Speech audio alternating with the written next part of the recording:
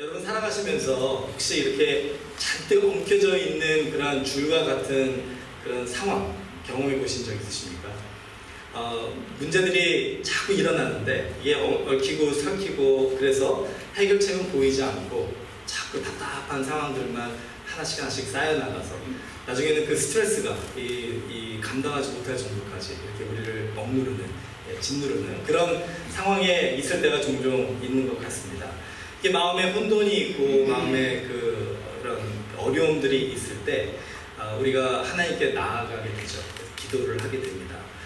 그럴 때 우리들에게 하나님께서 어떻게 위로를 해주실까?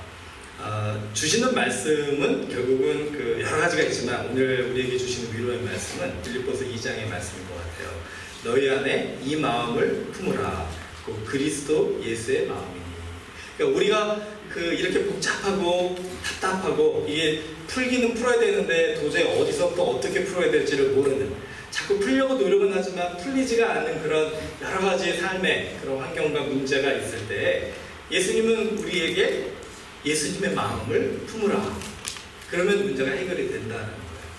이게 어떻게 이게 가능한가? 이제 오늘 같이 말씀을 배우면서 구체적으로 그것이 무엇인가를 찾겠지만 가장 먼저 우리가 생각해 볼 부분은 이건 것 같아요. 모든 줄에는 처음과 끝이 있다는 겁니다. 여러분 가만히 생각해 보면 제가 보통 이제 이 기타 줄이라든가 마이크 줄이라든가 아니면 집에서 여러분이 쓰시는 그냥 여러 가지 옷의 실이라든가 이런 줄들을 보면은요, 모든 줄들은 처음과 끝이 있다. 그래서 그 줄을 푸는 방법이 뭐냐면은 처음 부분과 끝 부분을 먼저 찾은 다음에 그것을 주의 깊게 바라보면서 하나씩 그것을 이제 풀어나가면은 조금 인내를 가지고 풀어나가면 결국에는 모든 줄들이 엉켜져 있는 모든 줄들은 다 풀린다는 거죠. 성경에서 우리가 이렇게 이 삶에 복잡하게 얽혀져 있는 그 인생의 그런 혼잡한 그런 문제들을 해결하는 방법을 예수 그리스도의 마음을 품는 것이다라고 하는 이유가 여기에 있는 것 같습니다. 왜냐하면 우리의 삶의 처음이자 마지막, 이 신약성경에 보면 이거를 알파와 오메가로 비교를 하죠. 알파가 이제 그리스 헬라어의 첫 자고 오메가가 마지막 자인데, 그러니까 우리 처음과 마지막이 누구냐? 바로 예수 그리스도다라고 성경은 얘기하기 때문이에요. 그렇기 때문에 우리가 인생에서도 우리의 삶의 복잡한 문제들을 해결하는 방법은 우리의 처음이고 우리의 마지막이 되신 예수님을 우리가 집중해서 생각하고 바라보고 또 그 예수님의 마음을 우리가 품게 되면은 문제가 해결이 된다. 믿으십니까? 네. 자, 그럼 우리가 예수의 마음을 품으면 돼요. 그러면 여러분이 오늘 가져오신 지난 한 주 동안 아니면 지난 한 달 동안 올해 한 해 동안 여러분의 마음에 해결하지 못하고 이렇게 엉켜져 있는 줄과 같은, 정말 풀어야 되는데 어떻게 풀지를 몰라서 고민하고 계시는 그 모든 문제들이 오늘 해결받으실 수가 있는 거예요. 오늘 이 자리에서 하나님께서 저와 여러분에게 그 문제의 해결책을 주시고 그 엉켜져 있는 줄들을 풀어주시겠다고 약속해 주시는 겁니다. 예수 그리스도의 마음을 우리가 품으면 그게 가능한 거예요. 그럼 도대체 우리가 품어야 될 이 예수님의 마음은 무엇인가? 빌립보서 2장 6절에서 8절을 보면요, 그는 근본 하나님의 본체시나 하나님과 동등됨을 취할 것으로 여기지 아니하시고 오히려 자기를 비워 종의 형체를 가지사 사람들과 같이 되셨고 사람의 모양으로 나타나사 자기를 낮추시고 죽기까지 복종하셨으니 그 십자가에 죽으심이라. 우리가 가져야 될 이 예수님의 마음은 무엇이냐면 자기를 낮추는 마음이다라는 거예요. 자기를 낮춘다는 게 뭡니까? 겸손하다는 거죠. 그러니까 우리가 가져야 될 예수님의 마음은 겸손함의 마음이에요. 저희 교회가 세 가지 목표와 목적하는 바가 있습니다. 그걸 힘이라고 얘기를 해요. HIM. 그래서 humility, 겸손한 마음, integrity, 정직한 삶, maturity, 성숙한 신앙. 이거를 우리가 닮아가려고 노력하는, 예수님의 이 모습을 닮아가려고 노력을 하는데 그 중에 이제 첫 번째 해당되는 이 겸손한 마음, 이게 바로 예수님의 마음이다라고 성경은 얘기를 하고 있습니다. 저를 좀 따라해 주세요. 예수님의 마음은 자기를 낮추는 마음이다. 여러분, 겸손, 이 자기를 낮춘다라는 게 무슨 말일까요? 여기서 우리가 한번 좀 진지하게 이 논리적으로 좀 생각을 해보면, 자기를 낮춘다, 겸손한다는 건 뭐냐면은 낮은 자리에 있는 사람이 보여줄 수 있는 마음이 아니에요. 그렇죠? 높은 자리에 있는 사람이 자기를 낮출 수 있는 거 아닙니까? 우리가 가만히 생각해보면 누가 겸손한 사람인가? 누가 겸손해야 되는 사람이고 겸손할 수 있는 사람인가? 지식이 많은 사람이 지식을 자랑하지 않으면 우리는 그 사람을 겸손하다라고 합니다. 돈이 많은 사람, 부가 있는 사람이 그 돈을 가지고 자랑하지 않으면 우리가 그 사람을 겸손하다고 할 거예요. 권력이 있는 사람이 그 권력을 자랑하지 않으면 우리는 그 사람을 겸손하다라고 합니다. 그러니까 우리가 겸손을 생각하려면 높은 자의 자리에 있는 사람이 낮은 자의 자리로 내려오는 것을 겸손이다라고 하는 거예요. 제가 저희 아이들이 아주 어렸을 때 캘리포니아에 있었을 때 디즈니랜드를 자주 놀러 갔었습니다. 디즈니랜드를 가면요, 거기에 이 미키마우스랑 미니마우스가 사는 집이 있어요. 아주 작게 아기자기하게 만든 집이에요. 그 미키마우스의 그 규격으로 이렇게 만든 집인데, 저희 어른들이 이제 그 집을 줄을 섰다가 이제 들어가려고 하면은 그 문을 들어갈 때 문이 너무 낮으니까 고개를 숙이고 몸을 굽혀서 들어가야 됩니다. 그래야지만이 들어갈 수 있어요. 근데 우리 아이들은 어땠냐면은 이제 뭐 한 4살, 5살짜리 그 나이였는데 그 고개를 숙일 필요가 없죠. 얘들은 고개를 들고 당당하게 걸어 들어가더라고요. 그러니까 제가 그걸 보면서 어떤 생각을 그때는 안 했지만 말씀을 준비하면서 생각을 한 게, 겸손이라는 게 이런 거구나 라는 생각을 했어요. 만약에요, 생각해 보세요.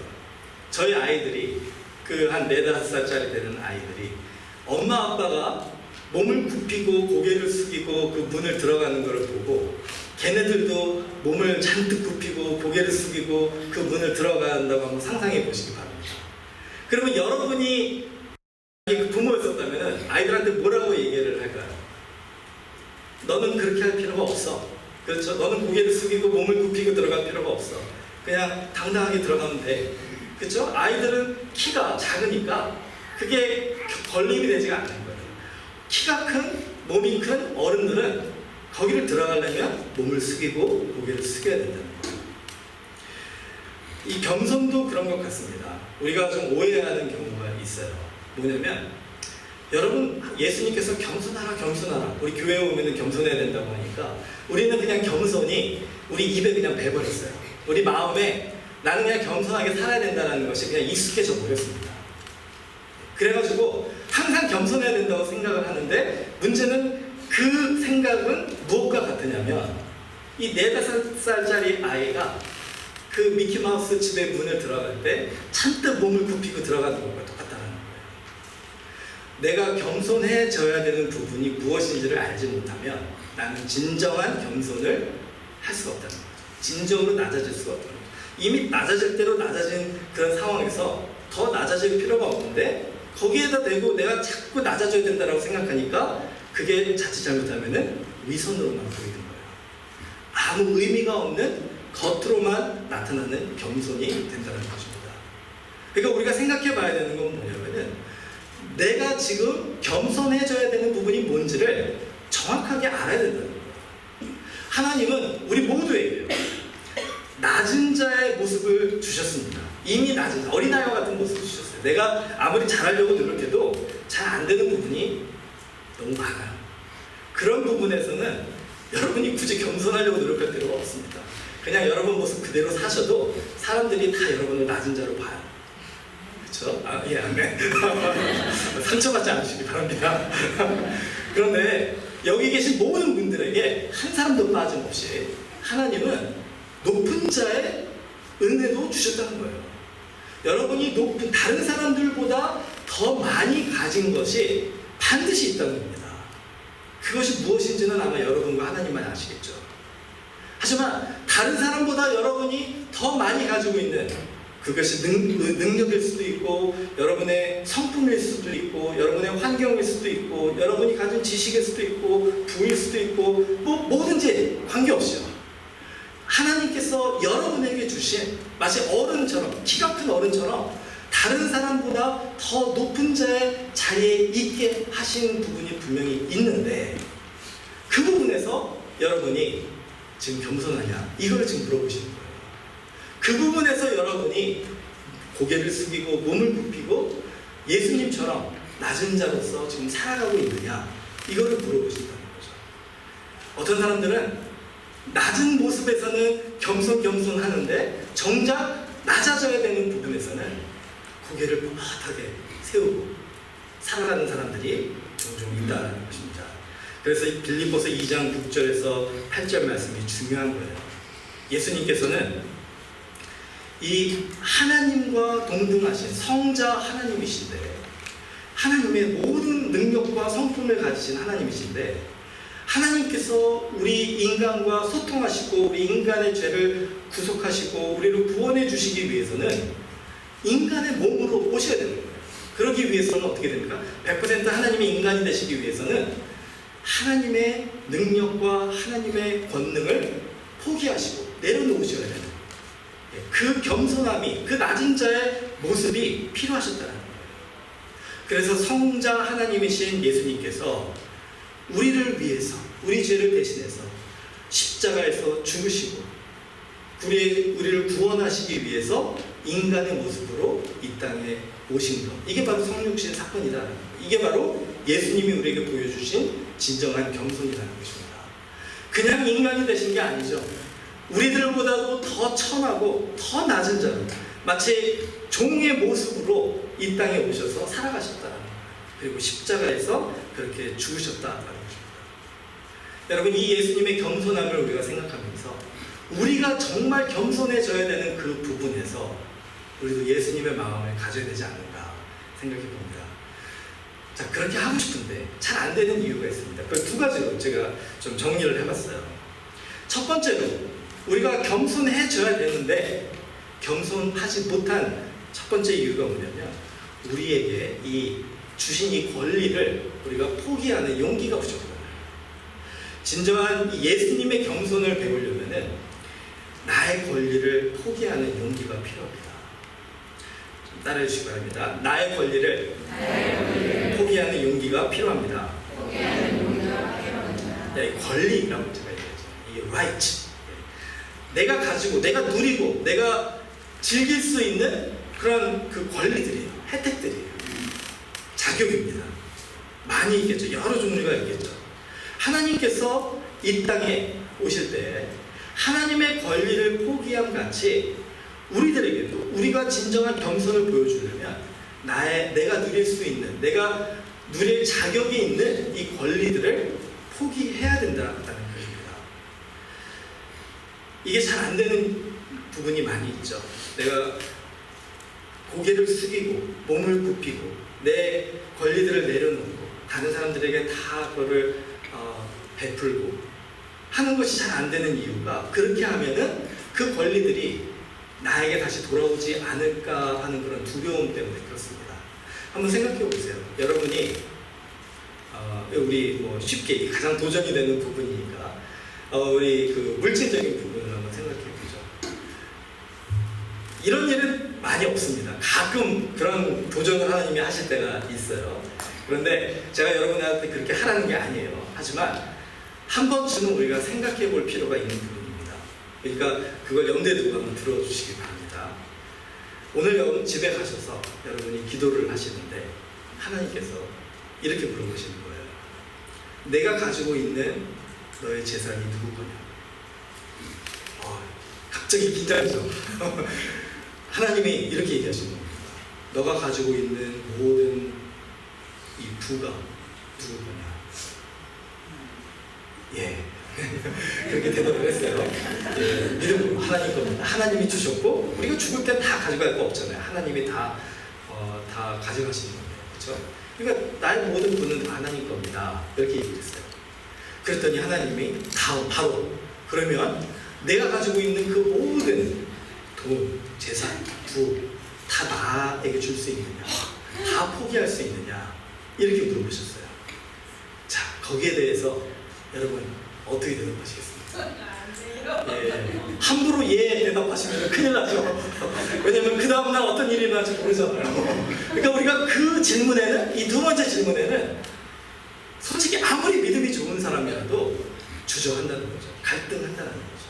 왜 그렇습니까? 왜 거기서 우리가 철저하게 낮아지지 못합니까? 철저하게 겸손해지지 못합니까? 하나님이 주신 건데, 높은 자리에 있는 자가 낮은 자가 되는 것이 예수님이 원하시는 거기 때문에 이 부의 문제에서도 우리가 철저하게 낮아져야 되는데, 내가 100을 가지고 있는데 하나님이 100을 다 자기 거라 그러고 당신 거라 그러고 가져가신다고 그러시면은 나는 아무것도 없는 거잖아요. 거기에 대한 두려움이 우리를 주저케 하는 거예요. 여러분, 아무리 믿음이 좋다고 하셔도요, 실제로 이런 상황이 닥치면은 다 갈등하실 겁니다. 다 고민하실 거예요. 예, 이거는 제가 한 예를 드린 겁니다. 그 예를 한번 적용해 보세요.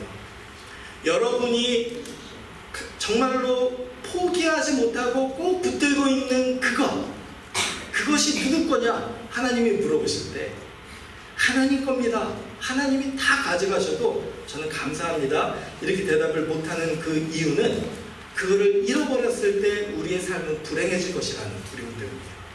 그거를 잃어버렸을 때 나는 정말 종처럼 천하고 낮은 자가 될 것이다라는, 사람들에게 천대받고 무시받고 사람들에게 인정받지 못하는 사람이 될지도 모른다라는 그런 두려움 때문에 그렇게 된다는 거죠. 얼마 전에 이번 주에 영국의 왕자 해리 왕자가 결혼을 했다고 합니다. 뭐 이렇게 관심을 안 가지고 봤었는데 신문에 난리가 나가지고, 그래서 제가 가만히 생각해봤어요. 그 왕자가 미국 이제 어떤 여성분과 결혼했는데, 그 왕자가 만약에 지금 뭐 부가 돈이 많이 있겠죠. 근데 그 왕자가 무슨 일 때문에 가지고 있는 모든 재산을 왕실에서 다 뺏어갔어요. 한번 상상해 보시기 바랍니다.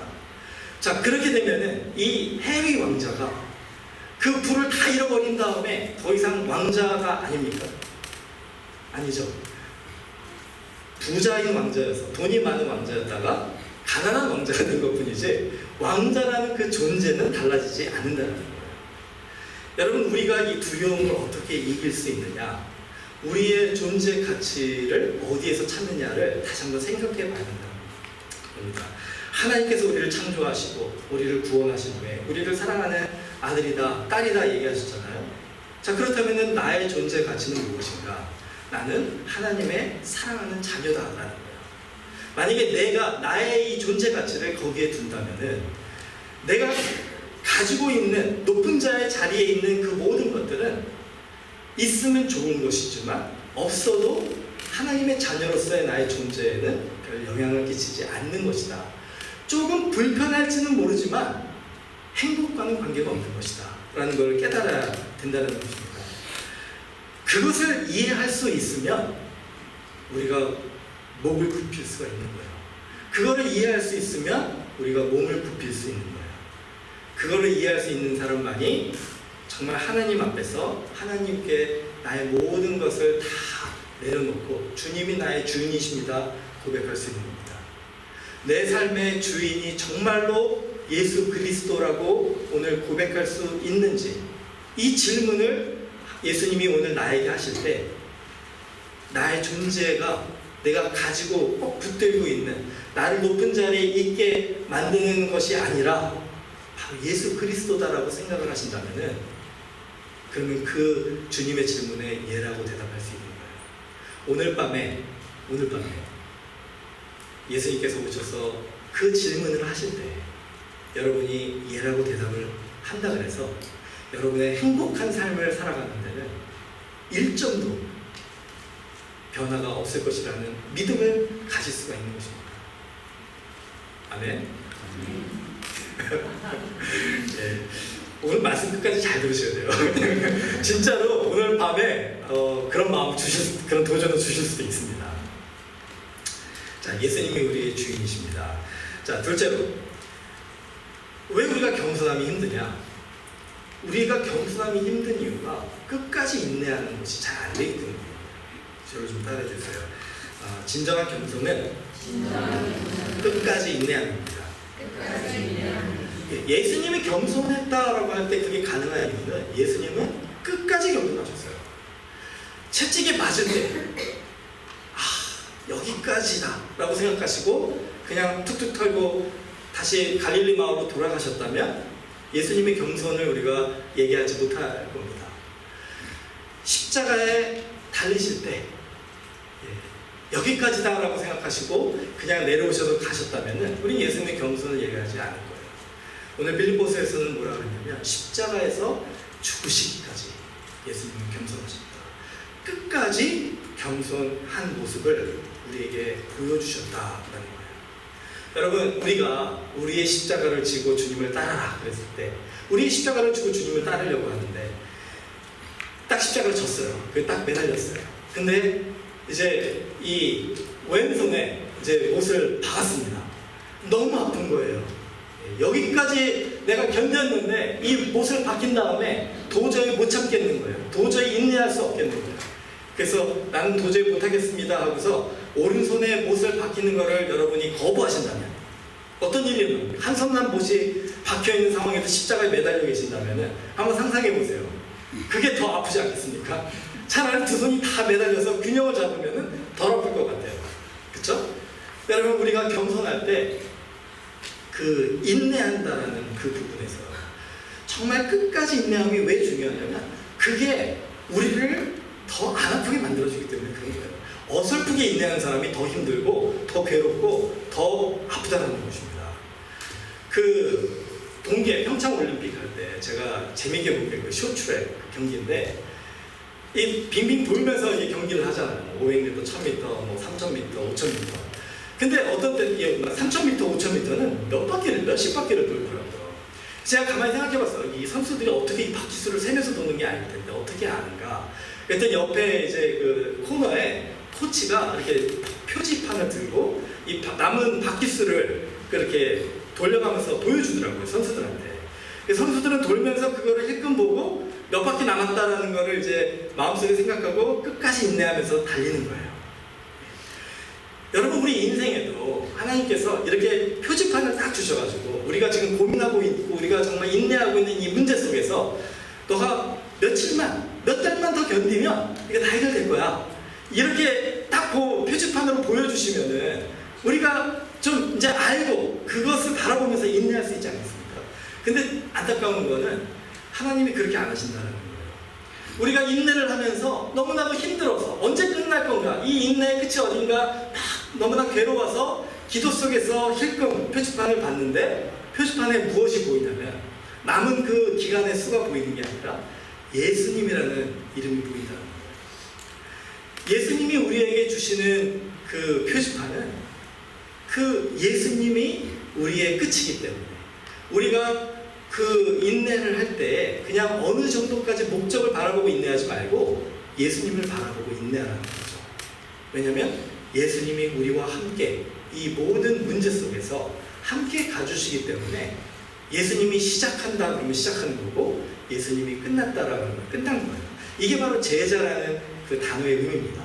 제자는 그냥 교회 열심히 다니고 그냥 봉사 열심히 하고 성경 열심히 읽고 기도 열심히 하는 사람이 제자가 아니에요.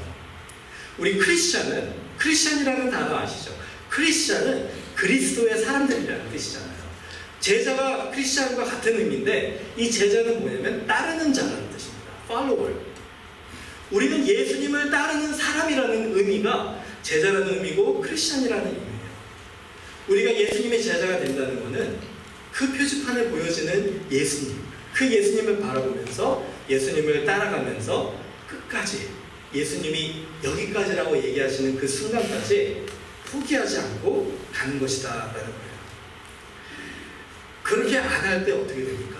우리가 교만해지게 되고 우리가 타락하게 됩니다. 지금 이 현대교회가 많이 타락했어요. 많이 문제가 있어요. 이 지역에도 모르겠습니다. 하지만 뭐 뉴욕이나 캘리포니아, LA 지역이나 한국 가보세요. 교회들이 말이 아니에요. 왜 그렇습니까? 제가 저도 목회자니까 안타까운 마음으로 이렇게 보면은 많은 경우에 그 문제가 뭐냐면은 이 성도들이요. 우리를 포함해서 우리 모든 성도들이 예수님이 우리의 표대기니까 예수님만 바라보고 예수님만 의지하고 가야 되는데 예수님 외에 다른 걸 바라본다는 거예요. 목사를 바라보고, 그래서 이단으로 많이 빠지지 않습니까? 목사를 바라보고 가는 경우는 대부분 다 이단으로 빠져요. 교회 조직은 우리 큰 교회, 좁은 교회, 뭐 이런 그 교회의 건물이나 조직이나 뭐 그 겉에 보이는 모습들을 보면서 교회를 따라가면 결국은 교회에 타락하게 되는 거예요. 문제가 생기게 됩니다. 그 외에도 뭐 많이 있어요. 하지만 성도들이 정말로 예수님 외에 다른 것을 바라보고 신앙생활을 하다 보면 그 교회는 문제가 생기게 돼요. 우리의 삶도 마찬가지입니다. 여러분, 우리의 인생의 삶에서 아까 그 엉켜져 있는 줄을 얘기했잖아요. 여러분이 주가 다 깨어나도 예수님을 바라보지 않고 그 문제를 풀려고 하십니다. 인간적으로 풀리는 것 같이 보일지는 모르지만 내 영의 깊은 곳에서는 그게 풀리지 않고 남아있다는 거예요. 그러니까 우리가 평안하지 못하죠. 정말로 우리의 인생의 문제의 해답이 예수님이다라고 한다면 예수님을 바라보시고 그리고 인내하세요. 예수님이 가시는 그곳이 어디든지 간에 끝까지 주님만 따라가겠습니다. 가끔 제가 그 뉴스를 보다 보면 미국이 조금 그런 것 같아요. 여러분 그런 얘기 들어보셨는지 모르겠어요. Financial Independence라고 얘기를 해요. 제가 이제 한참 젊었을 때 그 보험 파는 일을 했었습니다. 그래가지고 이제 이거를 뭐 입에 닳도록 얘기를 한 적이 있었어요. 이 경제적인 자유, 경제적인 그 독립 이렇게 얘기를 하잖아요. 그러기 위해서 뭐 우리 은퇴도 준비하고 뭐 여러 가지 얘기 하잖아요. 여러분 한번 생각해 보십시오. 경제적인 자유를 누릴 수 있는 방법이 뭘까요? 이제 세상에서는 소유라고 얘기를 합니다. 저축을 하고 뭐 부동산을 만들고 주식에 투자하고 뭐 이렇게 해가지고 이제 많은 거를 소유해가지고 대비를 해놓으면 우리가 이 파이낸셜 인디펜던스, 이 경제적인 자유를 누릴 수가 있게 되는 거예요. 그런데 그렇습니까? 저는 그만큼 돈이 없어가지고 잘 모르겠지만 제가 덴버에 있었을 때는요, 덴버에서 몇 손가락 안에 드는 그런 부유하신 분들과 같은 많은 교제를 나눴었어요. 근데 자유하지 않으시더라고요. 항상 걱정하시더라고요. 항상 언제 무너질지 몰라서 두려워하시더라고요. 여러분, 경제적인 자유도 소유에 있는 것이 아니다라는 것을 생각해 볼 때 우리의 삶 속에서의 그 자유도 마찬가지라는 거예요. 우리가 무언가를 얻으려고 노력하는 그것이 아니라 내려놓으려고 노력하는, 포기하려고 노력하는, 그리고 그것을 끝까지 인내하려고 노력하는 그 마음이 있으면 그 안에 진정한 자유함이 있다는 것입니다. 빌립보서는 그 자유함을 누리신 예수님의 모습을 이렇게 표현해요. 2장 9절에서 11절입니다. 이러므로 하나님이 그를 지극히 높여 모든 이름 위에 뛰어난 이름을 주사 하늘에 있는 자들과 땅에 있는 자들과 땅 아래에 있는 자들로 모든 무릎을 예수 이름에 꿇게 하시고 모든 입으로 예수 그리스도를 주라 시인하여 하나님 아버지께 영광을 돌리게 하셨느니라. 아멘. 예수님이 다 포기하시고 다 내려놓으시고 죽으시기까지 인내하셨어요. 그런 다음에 예수님에게 어떤 일이 일어났습니까? 우리가 봤을 때는 정말 천하고 낮고 낮은 그런 모습으로 인생을 마감하셨는데 하나님의 그 부활의 능력으로 예수님을 다시 일으키신 후에는 모든 이름 위에 뛰어난 이름이 되시고 모든 무릎이 예수님께 굴복하고 모든 입술이 예수를 주라 시인하리라 이렇게 선포하신 거 아닙니까? 이게 우리들에게도 일어날 수 있는 하나님의 약속이라는 거예요. 오늘 밤에 예수님이 오셔서 여러분에게 너가 나를 위해서 나의 것이라고 인정하고 다 포기할 수 있느냐 물어보실 때 예라고 대답해야 할 수 있는 이유가 뭐냐? 감사함으로 우리가 예라고 대답할 수 있는 이유가 뭐냐? 우리가 다 내려놓고 끝까지 주를 위해 인내할 때 우리에게도 빌립보서 2장 9절에서 11절에 이 약속을 이루어 주시는 하나님이라는 것, 그 신실하시고 능력 되신 하나님이라는 것을 우리가 믿기 때문에 우리는 담대하게 예라고 대답할 수가 있는 것입니다. 그렇게 대답하는 사람들에게 고린도전서 15장 57절에서 58절에 이렇게 얘기를 합니다.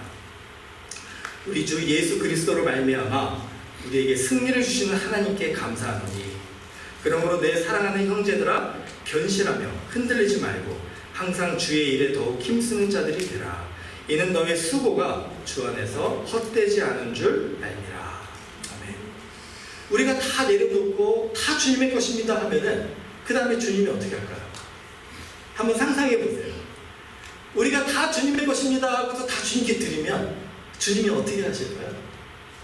그거를 가지고 우리에게 이제 내 것을 너에게 주니까 너 거라고 착각하지 말고 내 거라는 걸 인정하고 이제 이걸 가지고 착하고 충성된 종으로서 내가 너에게 베풀어주는 삶을 열심히 살아라. 그게 바로 마태복음에 보여주신 그 주인의 모습 아닙니까? 예수님은 우리들에게 이렇게 우리의 권리를 포기하고 인내하라 하실 때 이렇게 좋은 예를 많이 주셨어요. 예를 들어서 물 있잖아요. 물이 끓을 때 몇 도의 물이 끓습니까? 다 같이 몇 도의 물이 끓어요? 100도. 네, 여러분 꼭 기억하십시오. 물은 몇 도에 끓습니까? 100도죠. 99도의 물이 안 끓는다는 거예요. 99도에서 100도가 되는 그 순간에 물이 끓습니다. 그러니까 우리가 물이 100도에 끓는다는 거죠. 99도쯤에 끓는 게 아니라 딱 100도에 끓는 이유가 뭐냐? 많은 연구 결과, 실험 결과 100도가 돼야지 물이 끓는다는 거예요. 99도에는 절대로 안 끓는다는 거죠. 우리가 하나님을 신뢰하고 인내할 때요, 많은 경우에 99도에서 포기한다는 거예요. 아무리 내가 하나님을 믿고 따라왔는데, 정말 하나님만 바라보고 따라왔는데 여기까지 따라와도 아무 응답이 없는 거예요. 하나님께서 침묵하고 계시는 거예요. 그러니까 지치죠. 힘들죠. 98도, 99도까지 갔는데 1도만 더 가면은 그 하나님의 풍성하신 축복의 약속을 우리가 경험할 수 있는데 그 1도 바로 앞에서 무릎을 꿇게 되는 거죠. 포기하게 되는 겁니다. 그래서 인내할 때 끝까지 인내해야 된다는 것이죠. 자, 저를 좀 따라해 주세요. 이제는 100도까지 인내하겠습니다. 예. 벤자민 프랭클린 아세요? 여러분 그 100불짜리 지폐 보실 때 거기 나오는 얼굴이 벤자민 프랭클린입니다. 이 사람이 미국의 그 파운더, 이 미국을 건국한 아버지 중에 하나고, 또 우리가 알고 있는 이 미국의 헌법 그 기초를 만든 사람이에요. 근데 이 사람은요, 아주 가난한 가정에서 자란 사람입니다. 17명의 그 아들 중에 15번째 아들이었대요. 그리고 집이 원체 그 아버지가 인쇄공일을 하셨는데 집이 원체 가난하니까 학교를 2년밖에 안 다녔다고 합니다. 그리고 12살부터 풀타임으로 인쇄공으로 그냥 일을 하면서 가난하게 사는 거예요. 그가 10대에 너무 힘들고 미래가 안 보이니까 가출을 했어요. 그리고 자기 혼자 독학을 해가지고 어느 정도 이제 실력을 쌓아가는 과정 속에서 20살 때 이런 결심을 했다고 합니다. 그 일기들을 보면은 뭐 부를 가진 사람, 권력을 가진 사람, 명예를 가진 사람 다 교제해 봤는데 내가 정말 중요하게 생각되는 것이 바로 인격을 가진 사람이 되는 것이라는 걸 깨달았다. 일기에 보면요. 그래서 자기가 이제 그 인격을 가진 사람이 되기 위해서 12가지 중요한 것을 기록을 했어요. 그래서 그거를 매일매일 내가 실천하면서 살겠다. 그러니까 여러분 그 가끔 그 오피스 디포 같이 이렇게 물건 사무용품 파는 데 가보면요, 프랭클린 다이어리라는 그게 있어요. 이게 뭐냐면 비즈니스 하시는 분들이 매일매일 일정표를 작성하는데 그 어떤 회사가 이제 그 일정표 만드는 회사를 하면서 이름을 프랭클린이라고 줬어요. 그게 왜 그러냐면 벤자민 프랭클린의 이 하루하루 매일매일 12가지를 체크하면서 살아가는 거기에 기초한 것입니다. 근데 벤자민 프랭클린이 어느 날 친구랑 대화를 하는데 그 친구가 벤자민한테 이렇게 얘기합니다. 너 참 애가 안 됐다. 나쁘다. 왜 그래? 그랬더니 너한테는 겸손이 없다는 거예요. 그래가지고 벤자민 프랭클린이 자기를 가만히 돌아보니까 진짜 자기가 너무나 오만한 거예요. 그래가지고 그날 일기에다가 한 가지 항목을 더 했습니다. 겸손의 항목을 더 했어요. 그래서 이제 13가지가 된 거예요. 근데 그렇게 해가지고 13가지를 평생을 이제 매일매일 지켜보면서 살았다 그래요. 나중에 이제 이렇게 많은 업적을 남긴 그 프랭클린을 보고 어떤 사람이 물어봤다고 합니다. 당신은 이렇게 어려운 가정 환경에서 자랐는데 어떻게 이렇게 훌륭한 업적을 남겼습니까? 그랬더니 벤자민 프랭클린이 아주 유명한 말을 남겼어요. 뭐라고 대답을 했냐면 들어보세요. 여러분, 석공이 단단한 돌을 부수기 위해 똑같은 자리를 100번 정도 망치질을 할 것입니다. 갈라질 징조가 보이지 않아도 말입니다. 하지만 101번째 망치로 내리치면 돌은 갑자기 두 조각으로 갈라지고 맙니다.